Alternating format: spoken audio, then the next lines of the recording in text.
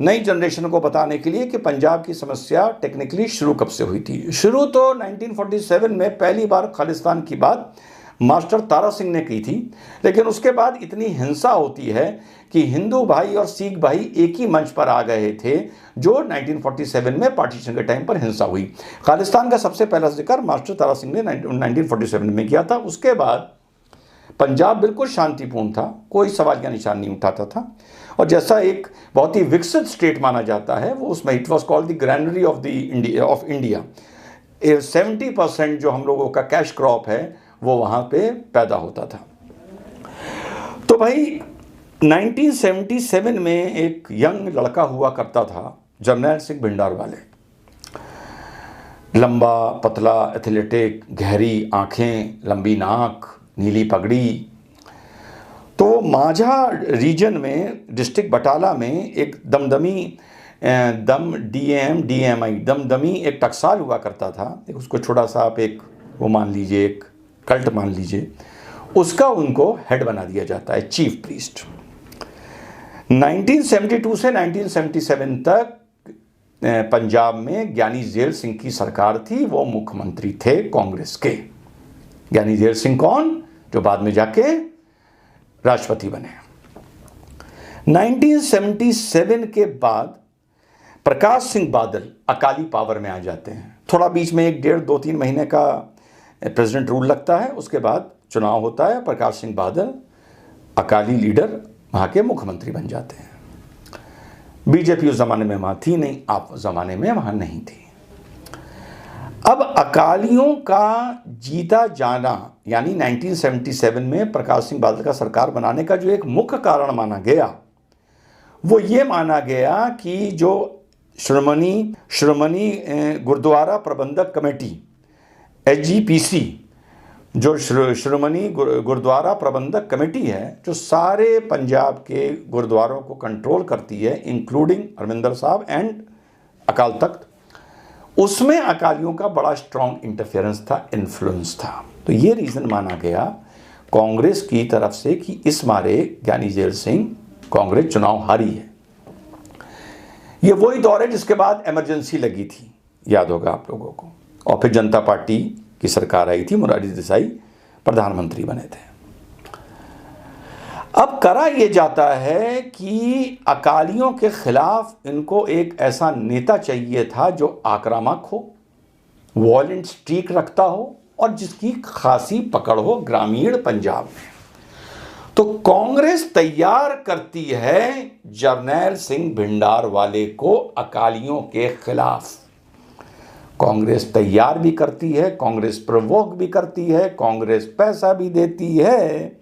और उसके बाद जब SGPC के श्रोमणी गुरुद्वारा प्रबंधक कमेटी के चुनाव होते हैं तो गुरदासपुर, फिरोजपुर, अमृतसर में अच्छे खासे पदों पर जीतकर कौन आता है? भिंडारवाले के आदमी आते हैं। अब भिंडारवाले बड़ा होना शुरू होता है। जब भी कोई एक्सट्रीमिस्ट लीडर बड़ा हुआ है, चाहे वो भिंडारवाले हो, चाहे वो स्वात वैली के मुल्ला, रेडियो मुल्ला हों, चाहे कश्मीर के हों, चाहे कहीं के हों, ये हमेशा धर्म को आधार बनाकर आगे बढ़ते हैं और इतनी अच्छी प्यारी धार्मिक बात करते हैं कि गलेबल माइंड इनके साथ जुड़ना शुरू हो जाता है। ये एक स्टैंडर्ड तरीका है। मुस्लिम को अगर कट्टरवाद फैलाना होगा, सबसे पहले अल्लाह मजहब की बात करेगा, मूल इस्लामिक वैल्यूज की बात करेगा। यही काम किया भिंडारवाले ने। उन्होंने कहा कि हिंदू धर्म अडल्ट्रेट होता जा रहा है और हिंदू प्रीस्ट के इन्फ्लुएंस में सिख प्रीस्ट आ रहे हैं, गुरु आ रहे हैं, और ये लोग गुरुद्वारों को एक कमाई का और करप्शन का अड्डा बना रहे हैं। एक बार 1921 में भी पंजाब में इसी तरह का, उसका मैं नाम भूल रहा हूँ, एक एजिटेशन चला था जहाँ बहुत से गुरुद्वारों में जो हमारे प्रभु राम हो गए, सीता जी हो गए, लक्ष्मण जी हो गए, इनकी मूर्तियाँ रखनी शुरू कर दी थी ताकि पंजाब के जो एफ्लुएंट हिंदूज थे उनसे डोनेशन मिल सके। कब की बात कर रहा हूँ? आज़ादी से पहले की। आगे आ जाता हूँ। तो भिंडारवाले बड़े होने शुरू होते हैं। फिर ये धीरे धीरे इंदिरा गांधी के एंटी होते हैं, क्योंकि इनको क्या लग रहा था कि हमको पाला गया है, हम जिस पर हाथ रख देंगे हमें वो चीज़ मिल जाएगी। इंदिरा गांधी, कांग्रेस, जर्नैल सिंह अलग गेम खेल रहे थे, तो इनको सेटबैक लगता है। तो ये कहते हैं कि कांग्रेस ने सरदारों को निगलेक्ट किया है, उनको इस देश में अपना अधिकार नहीं दिया है। जब पंजाब में हरियाणा का मूवमेंट होता है तो पंजाब को हरियाणा के साथ मिला दिया, हम लोगों को एक पंजाबी स्पीकिंग स्टेट भी नहीं दिया, उसमें हरियाणा ऐड कर दिया, जिसके बाद शायद 1965, 66, 67 में हरियाणा पंजाब से अलग होता है। भैया एग्जैक्ट ईयर देख लेना, मुझे याद नहीं रहता, बेसिक में मुझे ज्ञान रहता है, डेट ज़्यादा मुझे याद नहीं रहती। फिर ये बड़े होते होते भिंडारवाले इंदिरा जी के हाथ से भी निकल जाते हैं और गोद में जाके बैठ जाते हैं आईएसआई के, जिसने कसम खाई थी सन 71 की लड़ाई को लेकर, वही पीरियड है 71 और 80, 71 की लड़ाई को लेकर कि we will give India 1000 cuts, किसका? बांग्लादेश का बदला लेने के लिए। और ये भिंडारवाले उनकी गोद में बैठ जाते हैं, पैसा आने लगता है। अरब में पेट्रो डॉलर की दुनिया में धूम मची होती है, अरब कंट्रीज पाकिस्तान को इसमें फाइनेंस करती हैं, जो उस ज़माने में खुल के इनकी ज़कातें मदरसे चलाने के लिए, टेरर कैंप चलाने के लिए मैंने अरब वर्ल्ड से, सऊदी अरेबिया से प्राइमरली आया करती थी। ठीक, और उस ज़माने में पाकिस्तान का रुतबा बहुत हाई था, क्योंकि उसी के थोड़े दिन बाद अफगानिस्तान में यूएसएसआर की फोर्सेस घुस जाती हैं और पाकिस्तान एक मुख्य बिंदु बनता है उस लड़ाई के, कोल्ड वॉर के खिलाफ। तो ये सब जब चलता रहता है तो इसके बाद भाई भिंडारवाले तो बहुत बड़े हो जाते हैं। फिर आगे 1979 में एक निरंकारी मूवमेंट जो 1845 में पंजाब में शुरू हुआ था, उनके लोगों के साथ भिंडारवाले की टीम का युद्ध होता है। बड़ी घोर हिंसा होती है जिसमें 17-20 लोग मरते हैं, जिसमें अधिकतर भिंडारवाले की तरफ के लोग थे। चलते चलते निरंकारी मूवमेंट भी बता दूं, ये निरंकारी मूवमेंट का जो ये मार होती है ये बाद में जाके पंजाब के आतंकवाद से जुड़ती है। दयाल बाबा करके एक संत हुए, 1840 में उन्होंने निरंकारी मूवमेंट शुरू किया पंजाब से। ज़्यादा फर्क नहीं था सिख से। सिख का मतलब ये था कि 10वें गुरु गोबिंद सिंह हमारे आखिरी गुरु थे। ठीक, अब हमें उन्हीं के दिखाए हुए रास्ते पर चलना है। निरंकारी मूवमेंट ने यह कहा कि नहीं, हमेशा एक लिविंग गुरु रहता है, एक मार्ग दिखाने वाला रहता है, और इन्होंने अपने हिसाब से गुरु ग्रंथ साहब में कुछ बदलाव किए। तो उसके चलते जो मेन स्ट्रीम सिख पंथ था और निरंकारी जो सिख से ही निकला था, उसमें हमेशा से क्लैश चल रहा था। ये चीज़ किससे मिलती है? मुझे बहुत से लोग पूछते हैं, अहमदिया कादियानी मूवमेंट से। वो भी कादियान पंजाब से शुरू हुआ था, वो भी 1885-1890 में शुरू हुआ था मिर्ज़ा गुलाम के चलते। वो भी मुस्लिम थे, उनमें से उन्होंने भी ये माना कि साहब जो हजूर मोहम्मद सल्लल्लाहु अलैहि वसल्लम थे वो आखिरी नबी नहीं थे, उसके बाद भी ये दौर चलता रहा और हमारे जो मिर्ज़ा गुलाम हैं ये आखिरी नबी हैं, आखिरी रास्ता दिखाने वाले हैं। तो Qadiani movement main stream Islamic movement से अलग हो गया, जिसको अहमदिया बोला जाता है। इसी तरह, बिल्कुल इसी तरह मेन सिख मूवमेंट से निरंकारी मूवमेंट अलग हो गया। तो जब अकालीस की सरकार थी 1979 में, जैसा मैंने बताया 77 में प्रकाश सिंह बादल जी की सरकार आ गई थी, अकालीस से इनकी थोड़ी सी पटती थी, तो इन्होंने निरंकारीज का एक बहुत बड़ा कन्वेंशन होना था, उसकी इजाज़त दे दी। वहाँ पर मेन स्ट्रीम सिख्स अपने को मानते हैं, निरंकारी अलग हो गए। तनाव हमेशा में था, उनकी हिंसा में 17-20 लोग मरते हैं। फिर उसका बदला लेने के लिए दिल्ली में मॉडल टाउन में निरंकारी बाबा का कत्ल होता है, जिसका सेहरा कौन लेता है? भिंडारवाले लेता है। उसके बाद इस हिंसा के लिए जो पंजाब केसरी था वो भिंडारवाले के खिलाफ लिखना शुरू कर देता है। तो लाला जगत नारायण का मर्डर होता है, लाला जगत नारायण के बाद उनके बेटे का मर्डर होता है, और धीरे धीरे पंजाब हिंसा में डूब जाता है। और निरंकारियों के साथ जो बर्ताव भिंडारवाले ने किया, तो रूरल पंजाब के जो मेन स्ट्रीम सिख्स थे वो भिंडारवाले को संत भिंडारवाले कहना शुरू कर देते हैं। अब उसके बाद फिर भिंडार वाले अपने को अकाल तख्त में जाके सीमित कर लेते हैं। फिर वहाँ से एक कैलकुलेटेड नॉन सिख्स की किलिंग शुरू होती है, हिंदू भाइयों की किलिंग शुरू होती है, हिंसा होती है।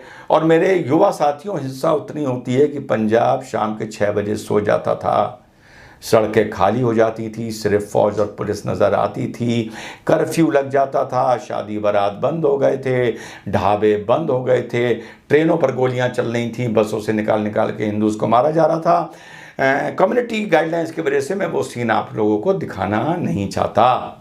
फिर 1984 में ऑपरेशन ब्लू स्टार होता है, सुंदर जी जनरल होते हैं, इंदिरा जी से कहते हैं नाउ और नेवर, मामला बिगड़ जाएगा, पूरे पंजाब में कर्फ्यू लगा दिया जाता है, गाँव को घेर लिया जाता है, क्योंकि भिंडार वाले गांव में बड़े पॉपुलर थे, लड़ाई चलती है, सिख उग्रवादी मारे जाते हैं, सिविलियंस मारे जाते हैं, बहुत अजीब सीन थे। आज तक मुझे वो सीन 1984 के बिल्कुल अच्छी तरह याद हैं। उस ज़माने में एक ही चैनल हुआ करता था दूरदर्शन, जो वो दिखाता था हम लोग देख लेते थे।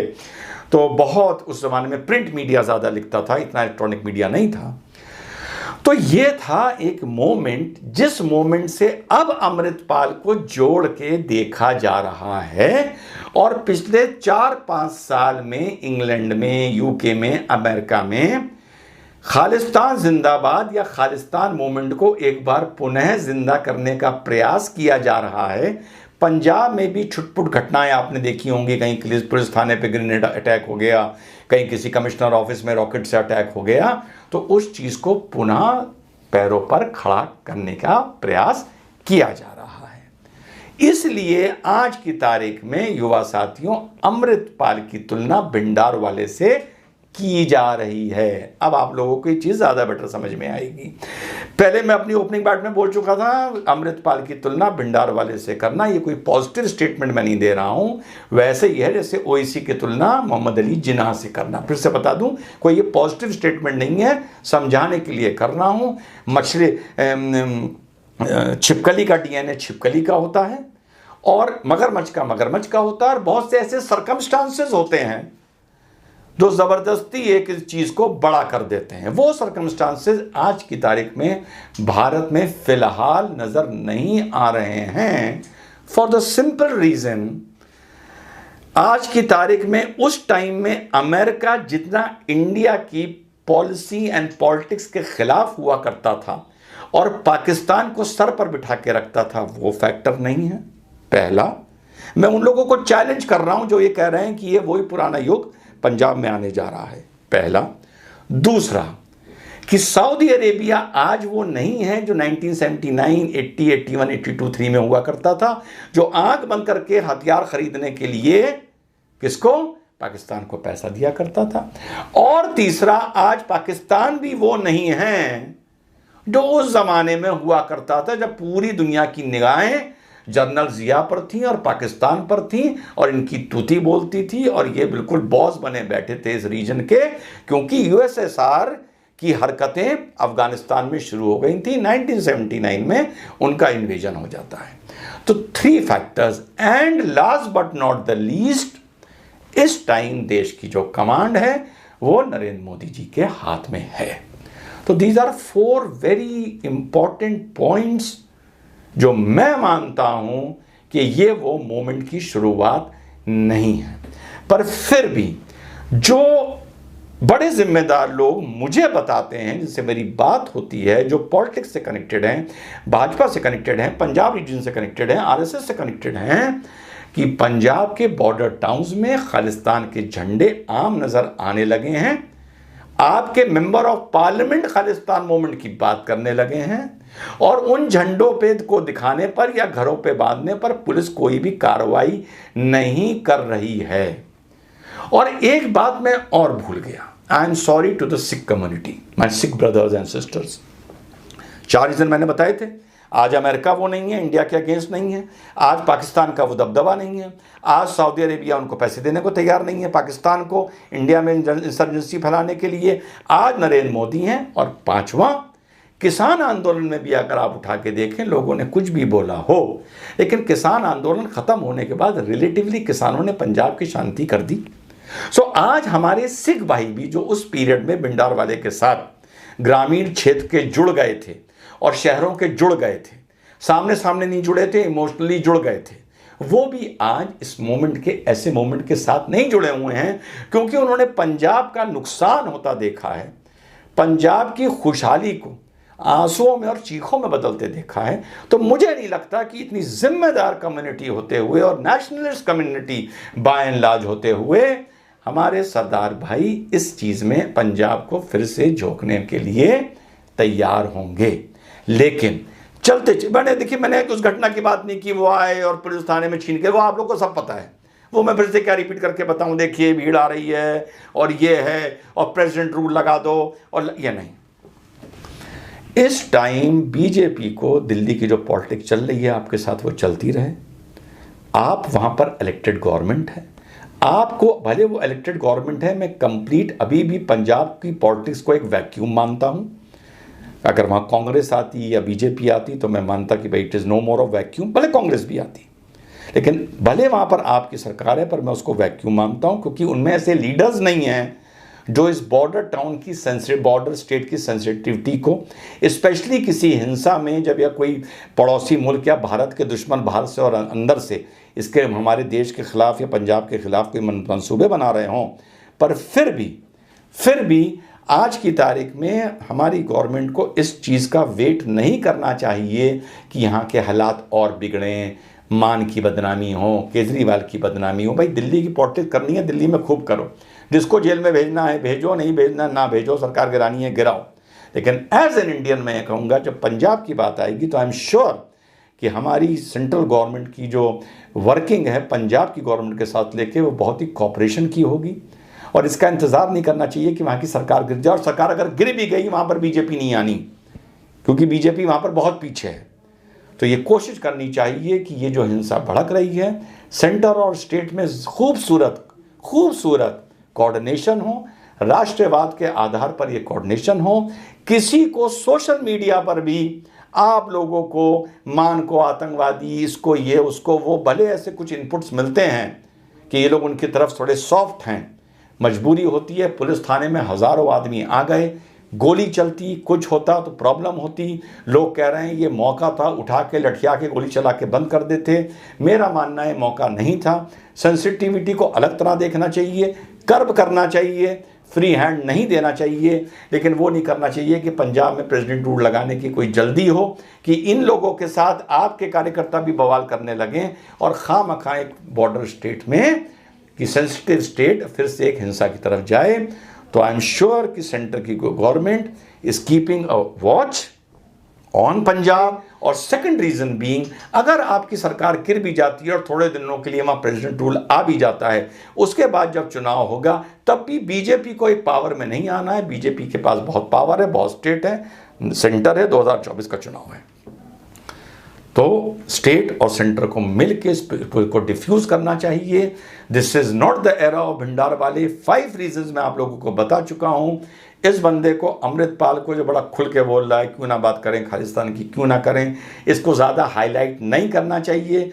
आप लोग भी पूरे पंजाब के लोगों को, सिख भाइयों पे सोशल मीडिया पर कोई भी जर्नल कमेंटिंग ना करिए जो इस सिचुएशन को ख़राब करने में 0.00001% भी अगर योगदान दे तो आपकी तरफ से 0.0001% योगदान पॉजिटिविटी का होना चाहिए। सिख भाई, हिंदू भाई, हम सबके भाई एक साथ मिलके इस क्राइसिस से हम लोगों को आगे लड़ने की बात करनी चाहिए। Don't take this situation lightly. लेकिन देयर आर 5 रीजंस कि सन 80 का पंजाब फिर से अब नहीं रिपीट करेगा। जय हिंद, वंदे मातरम, खुदा।